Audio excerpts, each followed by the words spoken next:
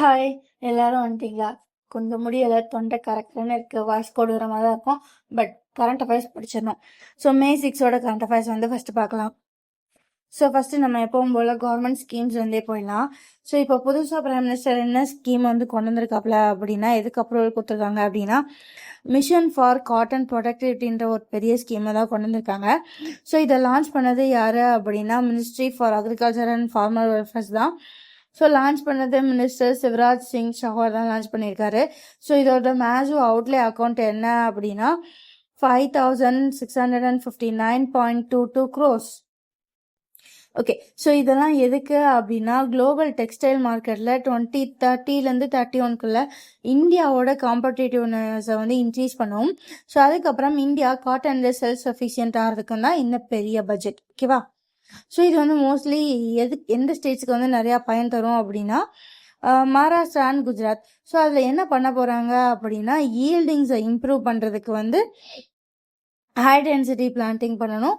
So அதுக்கப்புறம் வந்து குவாலிட்டியான சீட்ஸை வந்து டிஸ்ட்ரிபியூட் பண்ணணும். ஸோ எங்கே காட்டன் அதிகமாக விளைய வைக்கிற ஸ்டேட்ஸ் ஆனால் மகாராஷ்டிரா அண்ட் குஜராத்தில். ஸோ அதுக்கப்புறம் என்ன கொண்டு வந்திருக்காங்க அப்படின்னா, emergency credit guarantee scheme. So இது என்ன அப்படின்னா, கேரண்டியாக நமக்கு பணம் திரும்ப வரும் அப்படின்றப்ப வந்து எமர்ஜென்சியாக நான் வந்து உனக்கு ஃபண்டு தரேன். ஸோ அதான் இவன். ஸோ இவனோட 5.0 வந்து ரிலீஸ் பண்ணியிருக்காங்க. ஸோ இதுக்கு எவ்வளோ கோடி அப்படின்னா 18,000 கோடி எடுத்து வச்சுருக்காங்க. ஸோ இது வந்து 100% கிரெடிட் கேரண்டி கொடுக்கும். ஸோ இது யாருக்கெல்லாம் சப்போர்ட் பண்ணுவோம் அப்படின்னா, எம்எஸ்எம்க்கு, அதுக்கப்புறம் ஏவியேஷன் செக்டருக்கு. ஸோ அதுக்கப்புறம் எக்ஸ்பெஷலி இந்த 18,000ல் 5,000 கோடியை யாருக்குன்னே ஷெட்யூல் பண்ணியிருக்காங்க அப்படின்னா ஏர்லைன்ஸ்க்கே. ஸோ இது எதுக்கு அப்படின்னா, இப்போ போயிட்டுருக்க ஃபினான்ஷியல் டிஸ்ட்ரெஸ், அந்த ரீஜனல் கான்ஃப்ளிக்ட்டு, ஃபியூவல் ப்ரைஸ், இந்த டிஸ்ட்ரிபியூஷன்ஸால் ஏவியேஷன் வந்து பாதிக்கப்படக்கூடாதுன்றதுக்காண்டி இந்த ஸோ அதுக்கப்புறம் நேஷனல் கரண்ட் அஃபேர்ஸ் போயிடலாம்.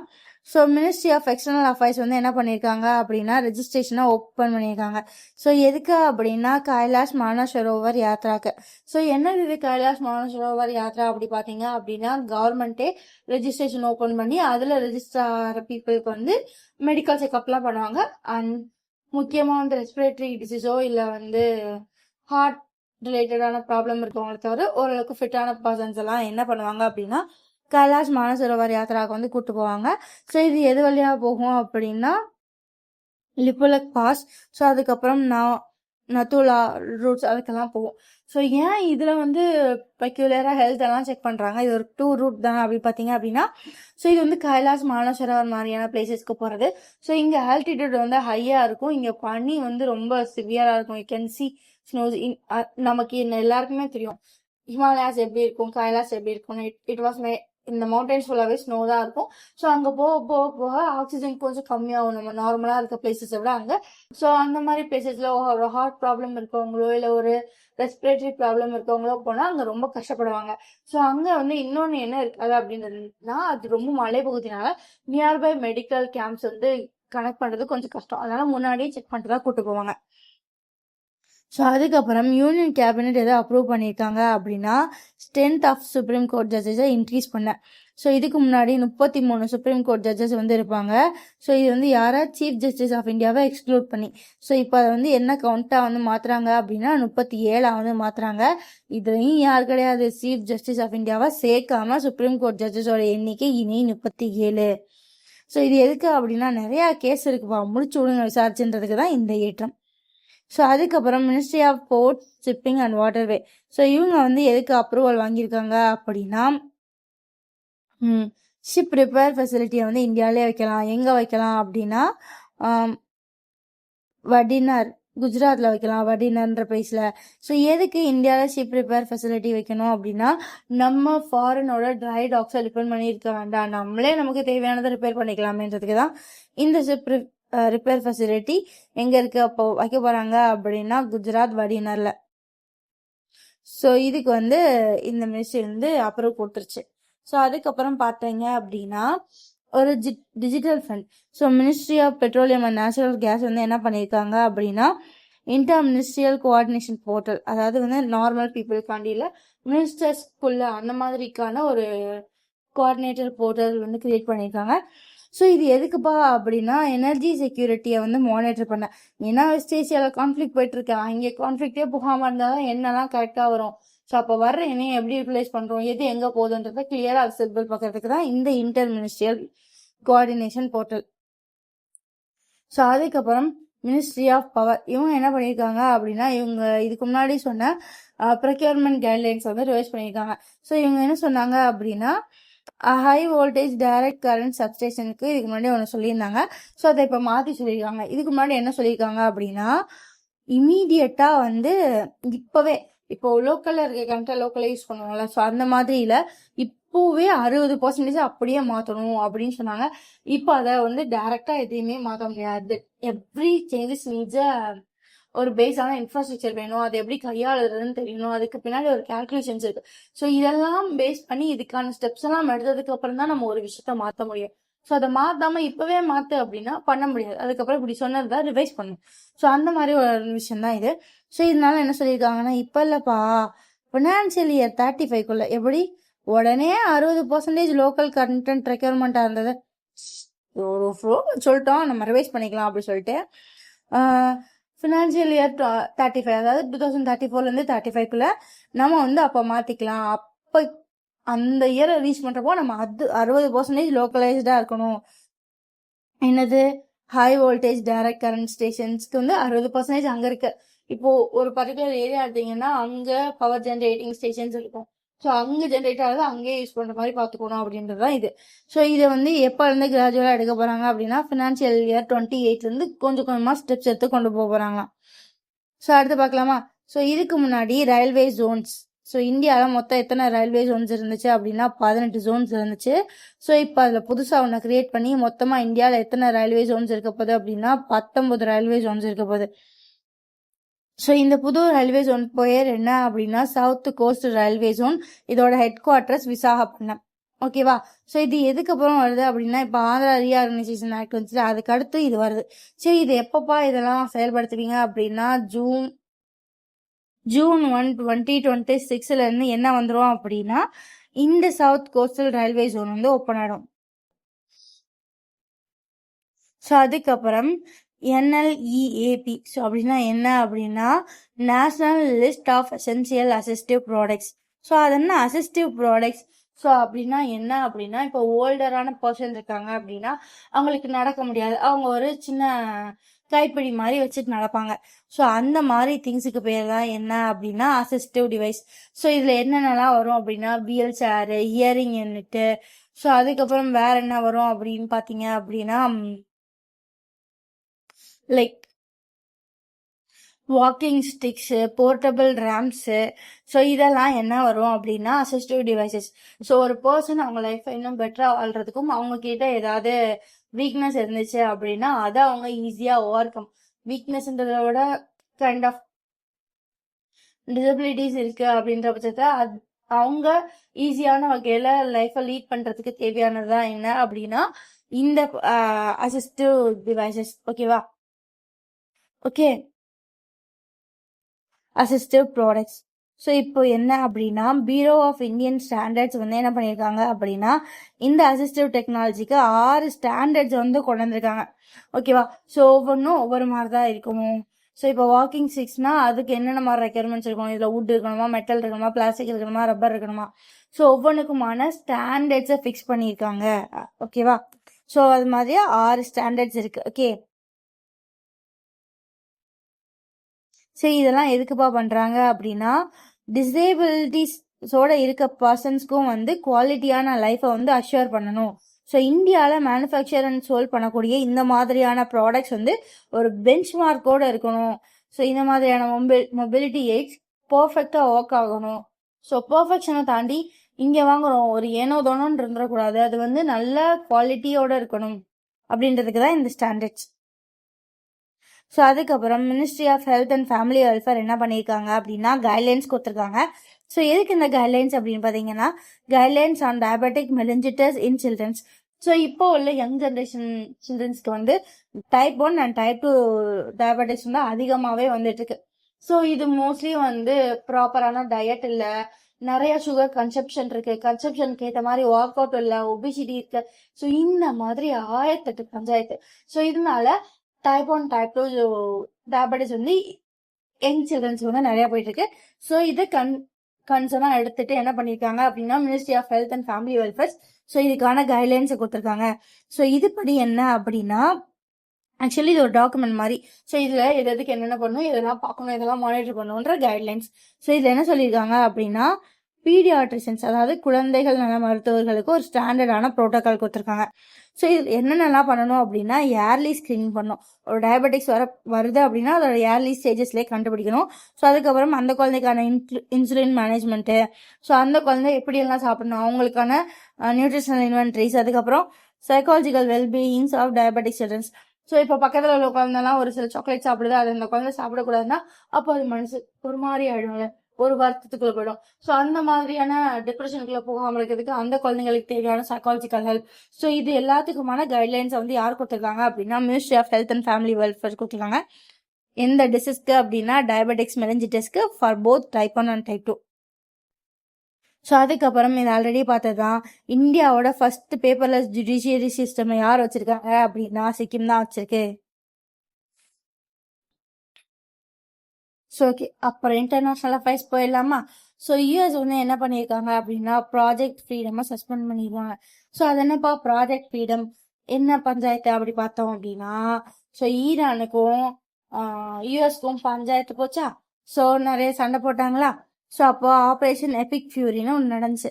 ஸோ அது என்ன அப்படின்னா யூஎஸ் வந்து அவங்களோட சோல்ஜர்ஸை கொண்டு போய் எங்கே நிறுத்திட்டாங்க அப்படின்னா ஈரானுக்கு அனுப்பி சண்டை போட்டாங்க. ஸோ இதில் யார் யார் சண்டை போட்டா இந்த ஆப்ரேஷன் எபிக் ஃபியூரியில் இஸ்ரேலும் யூஎஸும் சேர்ந்து யார் அடிச்சாங்க அப்படின்னா ஈரான் அடிச்சாங்க. 66 நாளா இந்த வார் வந்து போச்சு. ஸோ இப்போதான் வந்து என்ன போயிட்டு இருக்கு அப்படின்னா சீஸ் ஃபயர் போயிட்டு இருக்கு. ஓகேவா. ஸோ இது ரிலேட்டடா ஸோ இந்த பஞ்சாயத்து கொஞ்சம் ஓஞ்சிருக்கிறதுனால ப்ராஜெக்ட் ஃப்ரீடம் வந்து சஸ்பெண்ட் பண்றாங்க. யாரு? US president Donald Trump. அது என்னப்பா ப்ராஜெக்ட் ஃப்ரீடம்னா இப்போதான் நாங்கள் ஓப்பன் எபிக் ஃபியூரி அப்போ யூஎஸும் இஸ்ரேலும் சேர்ந்து ஈரான் கூட சண்டை போட்டாங்கல்ல. ஸோ அப்போ ஸ்ட்ரைக் ஆஃப் ஹார்மோஸ் வந்து ரொம்ப ரொம்ப கிரிட்டிக்கலான சுச்சுவேஷனுக்கு போயிடுச்சு. ஸோ அப்போ இங்கே போகிற கப்பல் எல்லாம் நாங்கள் போய் பத்திரமா கூட்டிட்டு வரோம் அப்படின்றது தான் ப்ராஜெக்ட் ஃப்ரீடம். ஸோ இப்போ சண்டையே நின்றுச்சுல, அப்புறம் இவன் மட்டும் எதுக்குன்னு இவனையும் இப்போதைக்கு நிப்பாட்டி வச்சிருக்காங்க. ஸோ அதுக்கப்புறம் ஈரானோட ஃபாரின் மினிஸ்டர் அப்பாஸ் ஆர்ச்சியும் யாரை மீட் பண்ணுறாங்க அப்படின்னா சைனாவோட வாங்கியை வந்து மீட் பண்ணி வந்து டிஸ்கஸ் பண்ணுறாங்க எங்கே பீஜிங்கில். ஸோ எதுக்கு அப்படின்னா ரீஜனல் ஸ்டெபிலிட்டியை எப்படி இம்ப்ளிமெண்ட் பண்ணுறது. ஸோ அதுக்கப்புறம் அவங்களுக்கும் ஈரானுக்கும் சைனாவுக்குமான 25 வருஷ கோஆபரேஷன் அக்ரிமெண்ட்டை எப்படி இம்ப்ளிமெண்ட் பண்ணுறதுன்றத பேசிகிட்டு இருக்காங்க. ஸோ அதுக்கப்புறம் யுக்ரைன் அண்ட் ரஷ்யா இவங்க பல வருஷமாக சண்டை போட்டுட்டு இருக்காங்க. இவங்க வந்து இப்போ என்ன சொல்லியிருக்காங்க அப்படின்னா 2 கண்ட்ரியும் சீஸ் ஃபயர் சொல்லியிருக்கு. ஸோ சீஸ் ஃபயர் அப்படின்னா இப்போ வந்து ஒரு 2 கண்ட்ரிஸ் வந்து சண்டை போட்டுருக்காங்க அப்படின்னா ஓகேப்பா நீயும் நிப்பாட்டு நானும் நிப்பாட்டுக்கிறேன் அப்படின்னு நிப்பாட்டுறதுதான் சீஸ் ஃபயர். ஆனால் இவங்க பார்த்தீங்கன்னா கொடுங்க இவங்க செப்பரேட்டாக சீஸ் ஃபயர் சொல்லியிருக்காங்க. ஸோ ரஷ்யா வந்து என்ன பண்ணியிருக்கு அப்படின்னா நாங்கள் வந்து எங்களோட வேர்ல்டு வார் 2 விக்டரியை செலிப்ரேட் பண்ணோம் அப்படி சொல்லி May 8 May 9 ஸோ இவங்க வந்து 2 நாள் சீஸ் ஃபயர் சொல்லியிருக்காங்க. உக்ரைன் இல்லை நாங்கள் வந்து எங்களோட பிரசிடெண்ட்டை வந்து டிஸ்மிஸ் பண்ணிட்டோம். ஸோ எங்களுக்கு உள்நாட்டு கொஞ்சம் ப்ராப்ளம் போயிட்டு இருக்கு. ஸோ அதனால நாங்கள் தனியாக சீஸ் ஃபயர் சொல்கிறோம். அதாவது May 5 May 6 இந்த 2 நாள் நாங்கள் ஃபயர் பண்ண முடியும் சொன்னேன். 2 பேரும் சேர்ந்து சீஸ் ஃபயர் பண்ணலாம். So anyhow Russia May 8 and 9 cheese fire சொல்லியிருக்கு. அதுக்கப்புறம் உக்ரைன் 5 and 6 சீஸ் ஃபயர் வந்து சொல்லியிருக்கு. பேங்கிங் அண்ட் ஃபைனான்ஸ் போகலாமா? இந்தியன் போஸ்ட் பேமெண்ட் பேங்க் வந்து என்ன சொல்லியிருக்கு அப்படின்னா 0 பேலன்ஸ் சேவிங் அக்கௌண்ட்ஸ் வந்து தரோம் அப்படி சொல்லியிருக்காங்க. யாருக்கு அப்படின்னா உமன் செல்ஃப் ஹெல்ப் குரூப்ஸ்க்கு. ஸோ அதுக்கப்புறம் ஆர்பிஐ வந்து சில ரெகுலேஷன்ஸ் எல்லாம் கொண்டு வந்திருக்கு. என்னன்னு பார்க்கலாமா? ஸோ ஆர்பிஐ வந்து ஒரு நியூ டைரக்டிவ் வந்து கொண்டு வந்திருக்கு. ஸோ அதோட பேர் என்ன அப்படின்னா formulation of a regulatory framework for application of baseline television distribution. So இது எதுக்கு அப்படின்னா பேமெண்ட்ஸை ஸ்ட்ரீம்லைன் பண்ணுறதுக்கு, ஸ்ட்ரீம்லைன் பேமெண்ட்ஸுக்காண்டி இப்படி ஒரு ஃப்ரேம்வொர்க்கை வந்து கொண்டு வராங்க. ஓகேவா. ஸோ இதுக்கான நியூ ரூல்ஸ் டைரக்டிவ்ஸ் அப்படின்னா இதை எப்படி பண்ணணுன்றதுக்கான திங்ஸ் எல்லாம் ஆர்பிஐ சொல்லியிருக்கு. ஸோ அதுக்கப்புறம் என்ன அப்படின்னா emergency credit line guarantee scheme 5.4 சொன்னோம் இல்லையா. ஸோ இதில் வந்து 18,000 crores வந்து கொண்டு வராங்கல்ல. ஸோ இதில் வந்து எக்கனாமிக்குள்ளே எவ்வளோ வந்து கிரெடிட் ஃப்ளோவை இன்க்ரீஸ் பண்ணுறதுக்காண்டி கொண்டு வர போகிறாங்க அப்படின்னா 2.55 lakh crores வந்து கொண்டு வராங்க. ஸோ அதுக்கப்புறம் ஏசியன் டெவலப்மெண்ட் பேங்க் வந்து என்ன பண்ணுறாங்க அப்படின்னா புது ஃபினான்சிங் பார்ட்னர்ஷிப் வந்து கொண்டு வராங்க. ஸோ இது எதுக்கு அப்படின்னா ஏசியாவோட கிரிட்டிக்கல் மினரல் சப்ளை செயினை வந்து மெயின்டைன் பண்ணுறதுக்காண்டி. ஸோ அதுக்கப்புறம் union cabinet 2 major semiconductor manufacturing யூனிட்டை வந்து அப்ரூவ் பண்ணுறாங்க. ஸோ இது ரெண்டுமே எங்கே போயிருக்கு அப்படின்னா குஜராத்துக்கு தான் போயிருக்கு. எனக்கு என்னமோ தெரியலங்க, எனக்கு தான் இப்படி ஃபீல் ஆகுதான்னு. நான் இந்த மாதிரி ஒரு ஆர்டிஃபிஷியல் இன்டெலிஜென்ஸ் பேஸ் பண்ண சென்டர் ஆஃப் எக்ஸலன்ஸு, அப்புறம் இந்த மாதிரியான பெரிய பெரிய ப்ராஜெக்ட்லாம் தமிழ்நாட்டை தவிர எல்லா ஸ்டேட்டுக்கும் நான் படிக்கிறேன். ஏன்னு தெரியல, இல்லை நான் தான் ஒழுங்காக படிக்கலையான்னு தெரியல, இருந்தால் தானே படிக்க ஃபைன். ஸோ அதுக்கப்புறம் இது ஞாபகம் வச்சுக்கோங்க, குஜராத்துக்கு 2 செமிகண்டக்டர் மேனுஃபேக்சரிங் யூனிட் வருது. இந்த மாதிரி விஷயங்கள் ஏன் தமிழ்நாட்டுக்கு வராதனால கன்சர்ன் அப்படின்னா, இந்த மாதிரி புது புது விஷயங்கள் வரப்பதான் நமக்கு வந்து ஃபர்ஸ்ட் எம்ப்ளாய்மெண்ட் அதிகமாகும், அதுக்கப்புறம் நம்மளோட ஜிடிபி ரெவன்யூ எல்லாமே கூடும். ஓகேவா? ஸோ அதை தாண்டி இன்னொரு பெரிய விஷயம் என்ன அப்படின்னா எம்ப்ளாய்மெண்ட்டு ரெவன்யூ இது எல்லாத்தையும் தாண்டி ஒரு சென்டர் ஆஃப் எக்ஸலன்ஸ் வருது அப்படின்னா இங்கே ஆர்என்டி நிறையா நடக்கும். ஆர்என்டி நிறையா நடந்தால் நிறையா பீப்புள்ஸ் ஸ்டடீஸ்குள்ளே போவாங்க. அது ரொம்ப ரொம்ப முக்கியமான டெவலப்மெண்ட். ஓகேவா? ஸோ இந்த 2 மேஜரான செமிகண்டக்டர் மேனுஃபேக்சரிங் யூனிட்டும் குஜராத்துக்கு போயிடுச்சு. ஸோ இதோட அக்குமுலேட்டிவான இன்வெஸ்ட்மெண்ட்டே பாருங்க 3,936 crores. ஸோ இதில் வந்து எதுவும் அந்த 2 ப்ராஜெக்ட்ல ஒரு ப்ராஜெக்ட் என்ன அப்படின்னா இந்தியாவோட first commercial mini and micro LED display ஃபெசிலிட்டியும் இங்கே தான் வைக்க போகிறாங்க. ஸோ இது வந்து எதை பேஸ் பண்ணியிருக்க போகுது அப்படின்னா gallium nitrate technology, GaN technology base பண்ணியிருக்க போகுது. அதுக்கப்புறம் ஸ்டாக் மார்க்கெட்டில் புதுசாக ஒன்று லான்ச் பண்ணுறாங்க, நேஷனல் ஸ்டாக் எக்ஸ்சேஞ்ச் என்எஸ்சி வந்து லான்ச் பண்ணுது. ஸோ இது என்ன அப்படின்னா எலக்ட்ரானிக் கோல்டு ரிசிப்ட்ஸ். அதாவது இப்போ நீங்கள் கோல்டை ட்ரேட் பண்ணிக்கலாம். இப்போ தங்கத்தை நான் வாங்குறேன் அப்படின்னா கடையில் போயிட்டு தங்க காயினா வாங்காமல் இங்கே போயிட்டு நீங்கள் ஒரு ஸ்டாக் மாதிரி கோல்டை வாங்கிக்கலாம். ஸோ இதனால என்னங்க நன்மை அப்படி கேட்டீங்க அப்படின்னா தங்கத்தை வாங்கினா நீங்கள் பத்திரமா வச்சுக்கணும், ஃபிசிக்கலாக நீங்கள் அதை பெட்டராக பார்த்துட்டே இருக்கணும். ஸோ அந்த மாதிரியான ரிஸ்க் வந்து இதில் இருக்காது. இது உங்களுக்கு பேப்பரில் கோல்டாகவே இருக்க போது இதில் வந்து பியூரிட்டி பற்றின பிரச்சனை வராது, தெஃப்ட் பற்றின பிரச்சனை வராது. ஸோ இந்த மாதிரியான பிரச்சனைகளை வந்து இது எலிமினேட் பண்ணும். அது போக செய்கூலி சேதாரங்கள்ன்ற 2 பிரச்சனையிலேருந்து இது வந்து உங்களை வந்து காப்பாற்றும். ஓகேவா? ஸோ அதுக்கப்புறம் அல்கேரியன் சப்போர்ட் அண்ட் கோஆப்ரேட் லீடர்ஷிப் பற்றி பார்க்கலாமா? ஸோ என்ன அப்படின்னா கவர்மெண்ட் வந்து என்ன பண்ணியிருக்காங்க அப்படின்னா ஃபேர் அண்ட் ரெனமரேஷன் ப்ரைஸ் வந்து சொல்லியிருக்காங்க. எதுக்கு அப்படின்னா சுகர் கேனுக்கு வந்து ஒரு குவிண்டால் வந்து 365 rupees வந்து ப்ரைஸ் வந்து சொல்லியிருக்காங்க. ஸோ இது வந்து 2026 to 27. ஸோ அதுக்கப்புறம் இன்ஃபோசிஸ் வந்து என்ன பண்ணியிருக்காங்க அப்படின்னா அவங்களோட நான் எக்ஸிக்யூட்டிவ் வைஸ் சேர்மனாக வந்து யாரை வந்து அப்பாயிண்ட் பண்ணியிருக்காங்க அப்படின்னா நிதின் பானர்ஜி வந்து அப்பாயிண்ட் பண்ணியிருக்காங்க. ஆமாம், இதுக்கு முன்னாடி நம்மளோட லாஸ்ட் வீடியோவில் சொல்லியிருந்தோம் யாரு நெட் கார்பன் ஜீரோ கண்ட்ரின்னு. எஸ், நெட் கார்பன் ஜீரோ அப்படின்னா என்ன அப்படின்னா ஒரு கண்ட்ரி அவங்க எமிட் பண்ணுற கார்பனை விட அவங்க இந்த கண்ட்ரிஸ் எமிட் பண்ணுற கார்பன் டை ஆக்சைடை விட அவங்கள்ட்ட இருக்க ட்ரீஸ் இன்டேக் பண்ணுற கார்பன் டை ஆக்சைடு ஜாஸ்தியாக இருக்கும். அதாவது மொத்தமாக பார்த்தோம்னா அந்த கண்ட்ரி கார்பனே எமிட் பண்ணல அப்படின்ற நிலைமைக்கு போகிறது. அப்படி ஒரு கண்ட்ரி போயிருக்கு. அந்த கண்ட்ரி பேர் என்னன்னா பூட்டான். ஸோ இதை நான் கமெண்ட்ல மென்ஷன் பண்ண சொல்லியிருந்தேன். ஒரே ஒரு பர்சன் மட்டும் மென்ஷன் பண்ணியிருந்தீங்க. Really thanks for that person.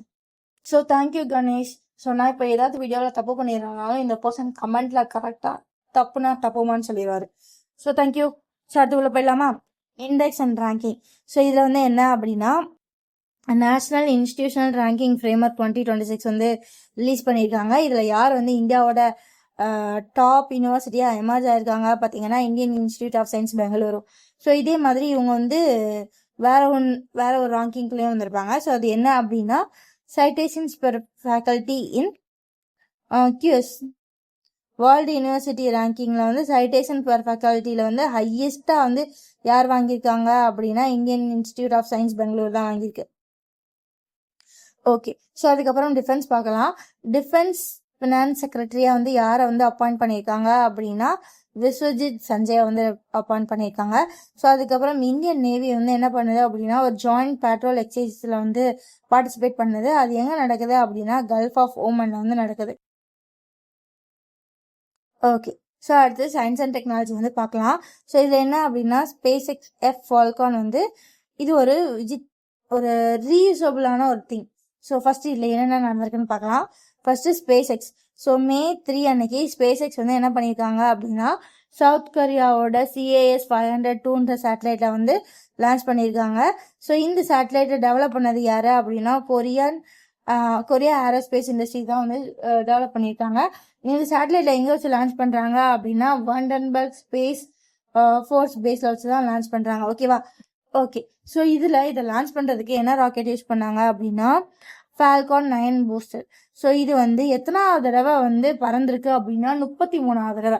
So usually rockets எல்லாம் நீங்கள் பார்த்தீங்க அப்படின்னா லான்ச் ஆனதுக்கப்புறம் ஸ்பேஸுக்கு போயிடும். ஸோ அதுலேருந்து சேட்டலைட் மட்டும் ஆர்பிட்டுக்கு போயிடும், மற்றதெல்லாம் திரும்ப அர்த்லேயே விழுந்துடும். ஸோ அதுலயே இவன் வந்து ஸ்பெஷல். ஸோ இவன் என்ன அப்படின்னா லான்ச் ஆயிட்டு சேட்டலைட்டை ட்ராப் பண்ணிட்டு திரும்ப வந்துடுவாப்ல இடத்துக்கு. ஸோ அதுக்கப்புறம் அவனை எடுத்து திரும்ப அதே மாதிரி யூஸ் பண்ணிக்கலாம். ஸோ இவன் வந்து இந்த மாதிரி 33வது தடவை இவனை யூஸ் பண்ணிருக்காங்க. ஓகேவா? ஸோ இது போக இந்த மேஜர் சேட்டலைட் போக இவன் கூட மற்ற குட்டி குட்டி சேட்டலைட்ஸ் எல்லாம் கொண்டு போவாங்கல்ல, ஸோ அவனுக்கு பேரு ரைட் ஷேர் பேலோட்ஸ். ஸோ அந்த மாதிரி ஒரு 44 பேரை கூட்டிட்டு போயிருக்கு. ஓகேவா? ஸோ அதுக்கப்புறம் யுனெஸ்கோ வந்து 12 புது குளோபல் ஜியோ பார்க்ஸை வந்து அவங்களோட சைட்ஸில் வந்து சேர்த்துருக்காங்க. ஸோ அதுக்கப்புறம் மினிஸ்ட்ரி ஆஃப் ஆயில்ஸ் வந்து என்ன பண்ணியிருக்காங்க அப்படின்னா இன்டர்நேஷனல் டே ஆஃப் யோகாக்கு ஒரு 50 டே கவுண்ட் டவுன் வந்து சொல்லியிருக்காங்க. So international day of yoga என்னைக்குன்னு கமெண்ட் பண்ணுங்க. ஓகேவா? ஸோ இது வந்து இதுக்கு எதெல்லாம் யூஸ் பண்ணுறாங்க அப்படின்னா ஏஐ பவர் பிளாட்ஃபார்ம்ஸ் எல்லாம் யூஸ் பண்ணி இதுக்கு ஒரு 50 டேஸ் கவுண்டர் வந்து ஸ்டார்ட் பண்ணியிருக்காங்க. ஸோ அதுக்கப்புறம் ஸ்போர்ட்ஸ் பார்க்கலாம்.